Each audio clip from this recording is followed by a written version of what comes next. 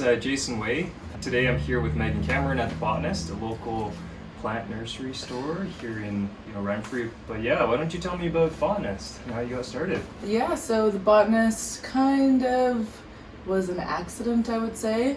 Mostly got into growing microgreens before the pandemic, and I just kind of really started going down that path of growing your own food. And then kind of thought, oh yeah, I don't have to have all my plants on my patio die at the end of the summer. I can bring some in. Yeah, and then that kind of started to grow my collection inside, and I just kind of expanded. Yeah, I have like huge racks with like tons of microgreen trays and stuff. So it was Greens for Greens during the pandemic, and just donated the money to the food bank. Wow. Just like little things, little initiative. That's awesome. Yeah, I had graduated an online program, the Precision Nutrition Master's Program. So all about like health and your diet, exercise. If you grow your food, you have the best relationship with your food. So yeah, and in a way in your health. So that's awesome. And it kind of, you took like the holistic approach of health and then added greens, and obviously food is a huge foundation of that. Yes. It kind of grew to this. The Botanist was the name I kind of settled on, but I wanted to have a plant store, and I thought, I could do, like, I was always going to plant in Inglewood. It was awesome, and I'm like, I could do something like this. Like, I could see myself doing something like this. And then also, I'm a hairstylist, so my hair studio's in the back. Yeah, again, I've just been failing forward in the sense, trying different things and really adding things that I like that I think other people will like. I've also really turned into a gift shop, and like so many people, so nice, like such good friends, they want to buy people gifts. Then I started to cater a little bit to that too, and honestly, I like the customers of the store, like they're so awesome. Everyone that comes in the store like likes plants, like they connect on a different level. Yeah. So I thought the store is about connection, learning, education, again, being healthful. Mm-hmm. And then I had the brainwave of like my slogan for the store, it's connect, create, and cultivate. So if you can bring some plants and enjoyment into your home, that it's there just all the time, there's scientific research that shows that this is beneficial. Yeah, totally. It's like a little bit of meditation for me, at least when I've got a ton of plants at home and I take care of it when I'm stressed or just don't want to think about work. And it gives me peace. You're dealing with something that's living and alive, and you're cultivating it, taking care of it. It feels so good when the leaves appear and there's new leaf. Right? Yeah. You just love that. Totally.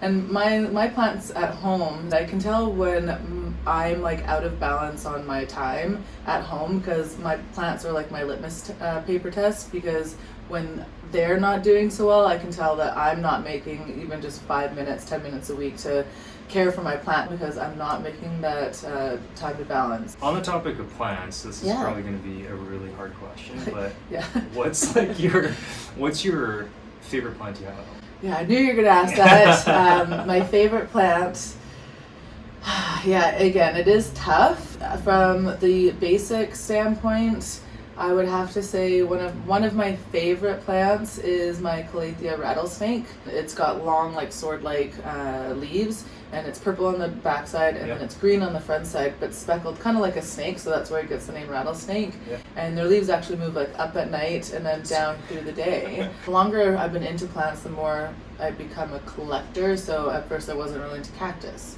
or cacti.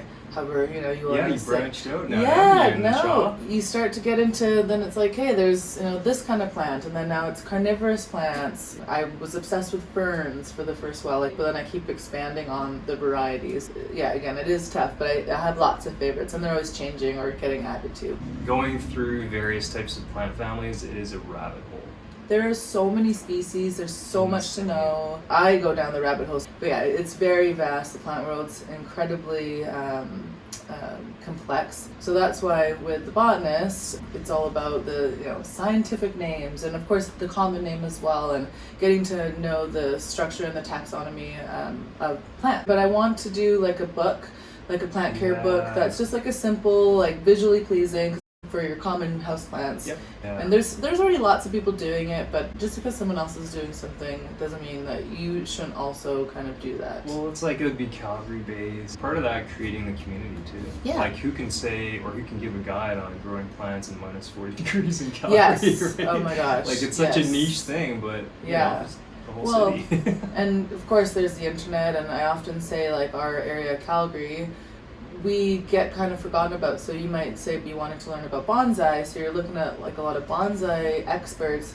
and there's not that many people doing bonsai care in our climate, which is very challenging. Because some plants need overwintering, like they need different seasons. So how do you replicate that, you know, in your home? Well, it's kind of tough to do so. So you need a local guide. I did the Master Gardener course through Calgary Horticultural Society. Oh, cool. It was such a great program because you go, it's all catered to growing in Calgary. So your challenges in Calgary, you know, pests in Calgary are hailstorms, things that all the struggles that we're gonna have here having a garden or having plants. So yeah, that was just a big eye opener.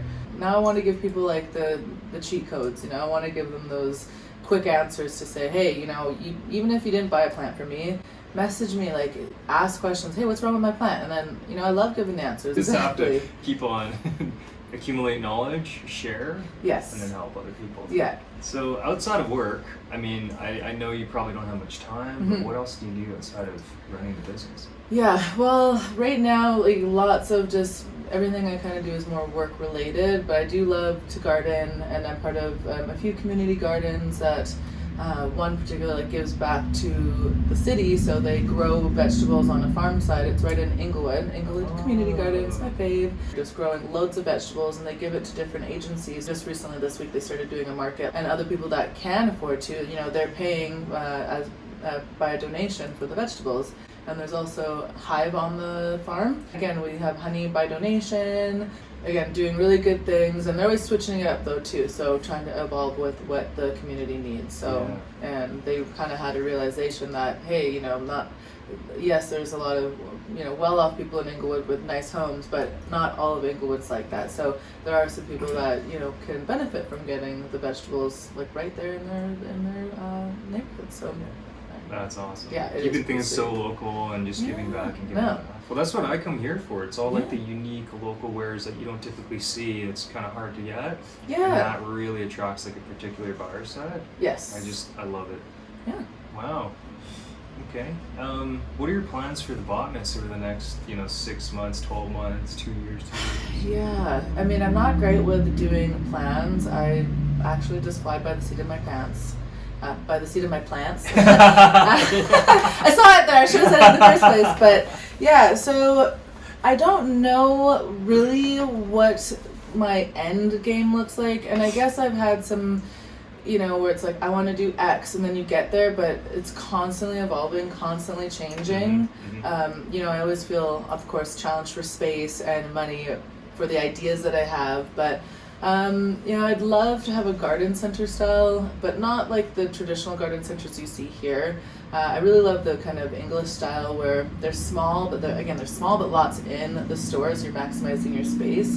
But I would love to have an area where I could expand for perennial plants, which is plants that come back every year. I struggled with that one for long. Yeah, because I was like, yeah, which one's a perennial? So it took me so long to remember. I always get them confused. So with the perennials, which it is really nice to be able to have perennials in your garden because that helps to reduce the amount of work that you're doing every year. Because annuals die every year, so it's work. So most of our vegetables are going to be annuals. There's some perennial vegetables, but yeah, I want to expand more into the perennial side, the gardening side of that aspect. So outdoor. Yeah, more outdoor. Just because here there's not really a space where we can expand so much. So we focus mostly on annuals, some perennials, like your fall bulbs and your like tulip, garlic, things like that. Right. But yeah, I would love to just have a space where you have your perennial outdoor plants that, again, in the season I can expand to, or maybe at Christmas time when it's cold and there's like Christmas trees out there, but there's just no area I can expand to that's secure here, with like a back little area. My vision is central, maybe central northwest, maybe central southwest, like Marta Loop area, but an old house that has a backyard, multiple levels, perhaps a basement, or second level, something like that, multiple levels, because I love to have just kind of little different areas that can be dedicated to different things. But yeah, and then like that would be my garden center. I see. So, it's like an old character home. You've got like different levels for different plants, for different families. Yep. You got a backyard with a greenhouse in the back. Yes, greenhouse. Yeah. Big yard. Exactly. Oh, okay. You know, and a rooftop would be even a bonus. I absolutely love rooftop patios. So I love curating just plants that work for Calgary. Like even when I do my seed selection, I curate seeds that are good for Calgary growing season, short season, you know, and same with the perennial plants. Like I want to get plants that are great for choices for Calgary. You know, it's again, making people's gardens successful. So that is kind of what I envision is a garden, a small intimate garden center. I would want to have more space too, because I'd love to get more housewares and things like that. You know, because I have some plant pots and things, but, you know, having different cool furniture pieces and not super commercial stuff, but just some unique things that people, when they're building their home and they're building their space, like that.